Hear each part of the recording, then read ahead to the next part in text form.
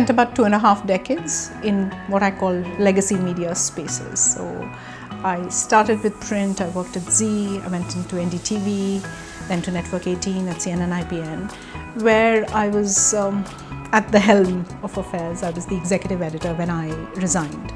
I actually go back to that period very, very often when I made this decision to transition from a legacy media space to trying to sort of venture out into my own. I don't think I had all the answers at that point in time, but now that I have the benefit of hindsight and I have revisited all of this, to my mind, this downfall or this downgrading of what we call legacy media, I don't think it happened in a day. I don't think it happened because of an event. To my mind, it is a slow drip. It has been a slow diminishment. I had the benefit of some distance. In 2014, CNN IBN was taken over. It had a change of ownership. And I think when something like that happens, especially at my level of the executive editor, people don't give diktats. There are no diktats, there's no memo to follow, at least for the leadership, which I was at that point in time. I think what happens is this slow drip, this slow diminishment, this sort of system that changes around you. And for all that you may fault with broadcast journalism, it is team effort. Even to put out the bullshit that we put out today, it is team effort. So as a lone wolf or a lone ranger, you can't sort of do much. I quit the legacy media space. There was no diktat to me. I decided that I was independent. I was in good health. My parents were in good health. I had no major responsibilities. I came from fair privilege where I had some savings. I had been in leadership position and I had sort of a great amount of self-belief that I will be able to make it. And I think I also entered this space with a false sense of bravado. And that's when I say that when I ventured out, one of my first assignments was in Kashmir. And this was not an assignment that was given to me by an organization. This was an assignment that I took on my own. And I entered into an assignment in Kashmir, which is anyways tough, at a time when a very important story was happening with really very little. With a camera, with a mic, which a friend sort of told me how to sort of use it, etc. Because at that point in time, recording on phones or in mics was happening, but possibly it wasn't, or at least legacy media journalists weren't doing it at that point in time.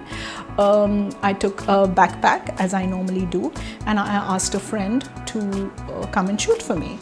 And within a day, we realized that this was impossible to do for a so-called independent freelance journalist, because there were hotel bills, we had to take care of our security, we had to pay for transport, which was which is an expensive proposition, and it was a tense time, so the prices were even higher. I had to take care of myself and the cinematographer who had joined me. And I remember this very, very well, as sort of an independent journalist at that point in time, who had, I would say, the foolishness to embark on this story in Kashmir for the first time on her own without the support of mainstream media. I spent close to $1 lakh plus on all of this. And when I came back and filed that piece for a digital media organization that is also independent, I got 8,400 rupees. And I think that was a wake-up call for me, that if you want to do this, you can't be foolish. You have to learn new skills.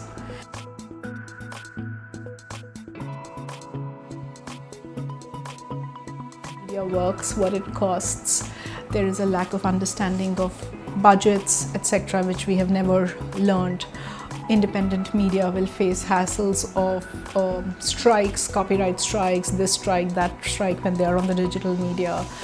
Many journalists are threatened, harassed, stalked, in jail, and those are legal battles that they fight really on their own. So I think the challenges are multitude, and not everyone has cracked a way to figure out how to overcome these challenges. Lots of journalists, as you rightly said, have very close and intimate encounters with violence, with trauma, with trolling, with all kinds of stress. And I think in the years that I was exposed to all of this, I almost saw it as an occupational necessity. Right? I almost thought that I had to toughen up and go and do this. And my way of processing much of this was through my journalism, was through the craft of journalism. And I have to say that, sort of almost admitting for a woman in a newsroom, then and now, was tough. That, hey, I don't want to do this, right? And to be honest, I never felt like saying that too. Now you could say I was driven by ambition, I was driven by adrenaline, I was just driven by raw power or brute force. You can give me any tag you want. But to be honest, I will be honest that I did not see this. But as you rightly said, that there is an unmarked scar that stays when you are exposed to situations like this. I spoke about something that I never speak about, but I spoke about it to a magazine where, I had long work with acid attack survivors who were, survivors of sexual and gender-based violence. And the aftermath of that was that if I ever had an argument with anybody, he must be a simple guy. And, he did any action where his hand went into a pocket to take out a mobile or to take out a wallet, I always thought that he was taking out a bottle of acid to throw on my face. And that was trauma that I faced for years, till I realized that this was problematic and I needed to take help for it. And this is not how the world works. I feel it's not enough. Not for a moment am I saying that mental health support or conversations of this nature are enough. But I think they are happening, and I feel that the door has opened just a little bit.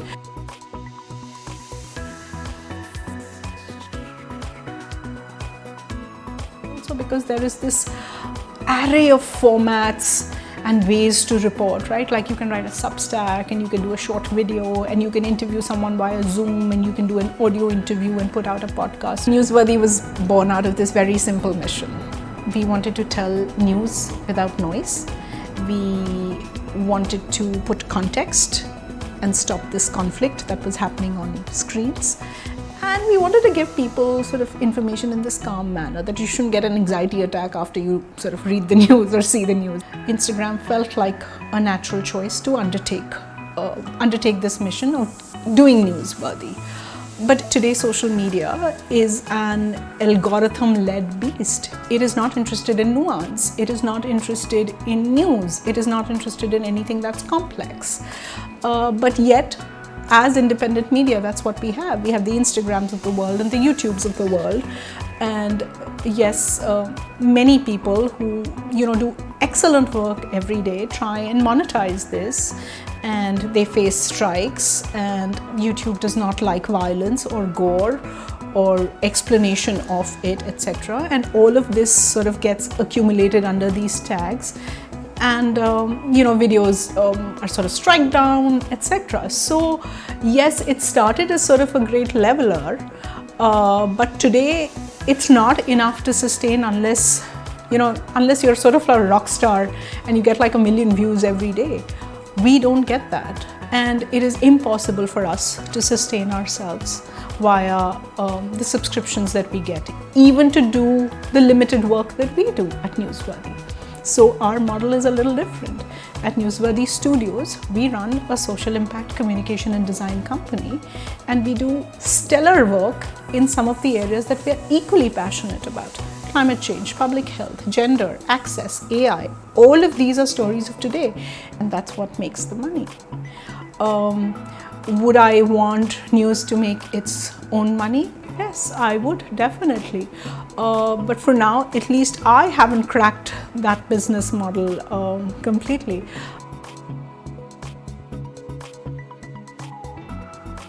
And I was working for the Indian Express. There was this massive fire that broke out in the Upahar cinema hall. And I was in the office at that point in time, and there were a couple of seniors who were there at that point in time.